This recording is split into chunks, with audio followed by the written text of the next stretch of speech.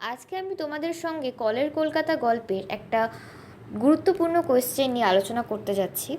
কোয়েশ্চেনটা হলো, অমনি মনের মধ্যে গুনগুনিয়ে উঠল মার কাছে শেখা গান।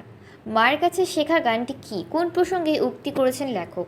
সুভাষ মুখোপাধ্যায় আমার বাংলা গ্রন্থের কলের কলকাতা শীর্ষক পরিচ্ছদে স্বাধীনতা সংগ্রামীদের প্রেক্ষাপটে কলকাতা নগরীর কাহিনী এখানে বিবৃত হয়েছে। লেখক তার মায়ের কাছে যে গানটি শিখেছিলেন সেটি হলো, ও তোর শিকল পরার ছল, শিকল পরে শিকল এরে তুই করবি রে বিকল।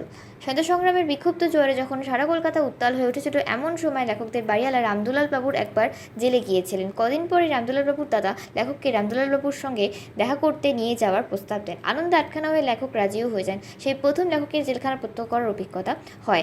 ইংরেজদের জেলখানায় মাথা উঁচু করে ঢোকার উপায় ছিল না, সকলকে মাথা হেঁট করে ভিতরে যেতে হতো। লেখককেও তাই করেছিলেন।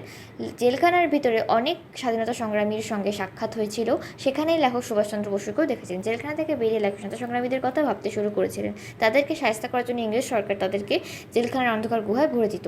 লেখক ভাবছিলেন কী উপায় তারা, অনেক ভেবেও তিনি যখন উত্তর পেলেন না, তখন লেখকের মনের মধ্যে একটি গুনগুনিয়ে গান উঠেছিল, মার কাছে শেখা সেই গান। তো বন্ধুগণ, আমি তোমাদেরকে কোশ্চেনটা এখানে আলোচনা করে দিলাম। আশা করছি তোমরা খুব ভালোভাবে বুঝতে পেরেছো। দেখা হচ্ছে একটা নেক্সট ভিডিওতে।